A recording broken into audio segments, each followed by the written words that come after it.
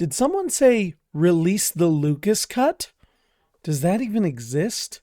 Let's talk about it.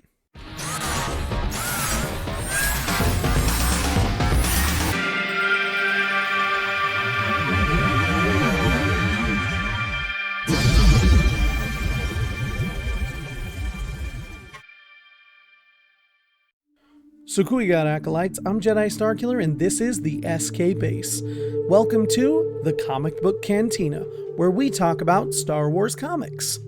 There was a whole controversy this week going around after the release of the Snyder Cut, asking for the release of the Lucas Cut, specifically of the sequels. Well, that doesn't exist, but one cool thing that does exist is a comic book called The Star Wars. It's an 8-issue run adapting George Lucas's original screenplay for Star Wars. While it is a wholly original story following the protagonist Anakin Starkiller, it hits a lot of the same story beats as what we see in Star Wars, but just in a totally unique and different way.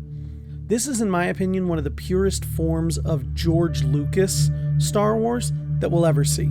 But I thought it would be really cool to go back and read these here on the channel for us all to experience together. But without further ado, let's get into issue 1 of The Star Wars, based on George Lucas's original rough draft screenplay. Until the recent Great Rebellion, the Jedi Bendu were the most feared warriors in the universe. For 100,000 years, generations of Jedi perfected their art as the personal bodyguards of the Emperor. They were the chief architects of the invincible Imperial Space Force, which expanded the Empire across the galaxy, from the celestial equator to the farthest reaches of the Great Rift. Now these legendary warriors are all but extinct. One by one they have been hunted down and destroyed as enemies of the new empire by a ferocious and sinister rival warrior sect, the Knights of Sith. Our story begins on the 4th moon of Utapau. Anakin Starkiller races home across the snow. He informs his father and brother, "They've found us." Kain Starkiller tells his sons Anakin and Deacon to gather their gear and heads out to investigate. Over the ridge he sees a small Banta 4 starship. Rather than wait to be ambushed by their pursuer, Kain goes to investigate the ship. Anakin laments his father leaving him behind, while Deacon dutifully keeps watch. Suddenly, a black-cloaked figure with a red lightsaber emerges from behind them, his glowing red eyes peering out from behind his horned mask. Before Anakin can even react, the assailant strikes down young Deacon with a single swift stroke.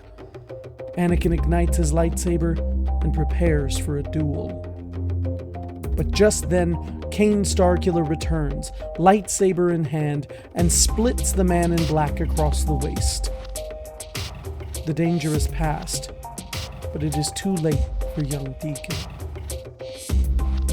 They lay Deacon to rest and set a course for Acolytes. It is time to go home. Meanwhile, on Alderaan, capital of the new galactic empire, the Emperor prepares to address his subjects. He is accompanied by his aide, Governor Hodak, to whom he promises an impending promotion. The Emperor addresses the crowd. He tells them that the fate of the Empire rests on the destruction of the Aquilian system. The Aquilians are the last independent system and the final refuge of the outlawed Jedi Order. He appoints Governor Hodak First Lord of the Alderaanian system. He is met with cries of "Long live the Emperor! Death to the Jedi!" A single man leaves the crowd to get a drink. At the cantina, he meets a galactic trader by the name of Bail Antilles. Bail identifies this newcomer as Whitson and warns him that the Empire has grounded all spacecraft leaving Alderaan. A group of Imperial officers comes in to arrest Antilles, who tells Whitson as he's being hauled away that if he's desperate to get off-world, he might need to try one of the pirates. Celebrating his new promotion in his suite, Governor Hodak tries to bring cheer to the dour face of one Darth Vader. Hodak toasts the fact that they are no longer under the control of the great families. Tribunal member Vantus Cole warns Hodak not to underestimate the armies of Acolytes, for they are led by a Jedi. Vader dismisses this warning, saying it is a myth that any Jedi still exist. Cole swears that the Acolytes are led by the former first bodyguard to the Emperor, the Jedi Luke Skywalker, and warns Vader the Acolytes will not be easily conquered.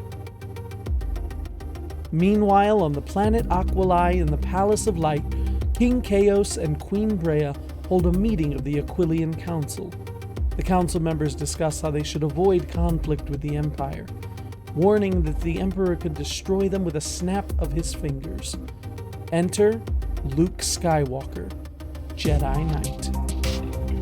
The council, including Senators Nash and Tarkin and Count Sandage, argue with Skywalker about whether or not they should be launching an actual war against the Empire. King Chaos is interrupted by his children, Biggs and Windy, who tell him Leia's leaving, you gotta say goodbye. The King and Queen and General Skywalker bid adieu to Princess Leia, who is leaving for UL to study.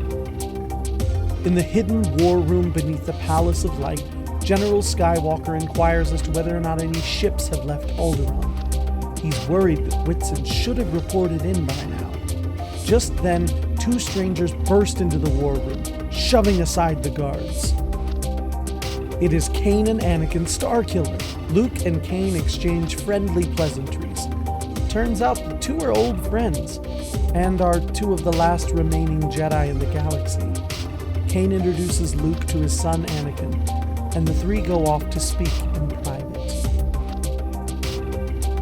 Kain begs Luke Skywalker to take Anakin as his Padawan learner. He tells Luke what a good soldier his son is, but Luke can't help but wonder why Kain won't simply train the boy himself.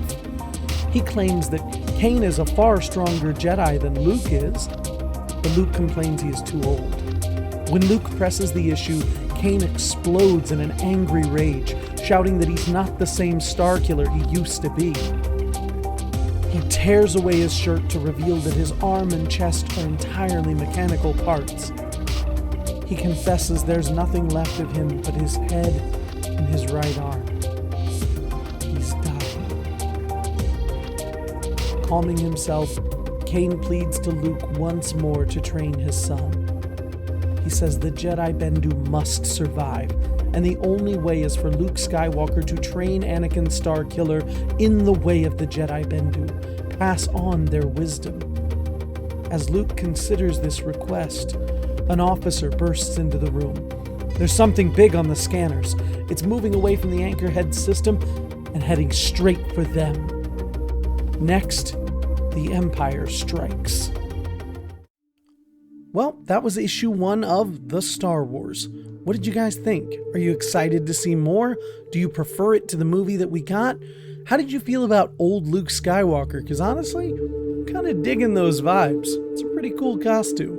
Anyway, I'm excited to keep up this series going for the next few weeks as we finish up The Star Wars. But what are some other comics that you guys would like to read on the channel together?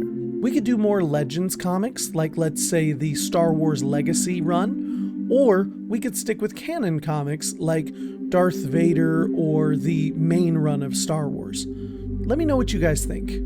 Until next time, for Light and Life, or the Republic, this is the way. You are now reading the SK Base. Don't forget to like, comment, share, and subscribe. And never forget, the Force will be with you, always.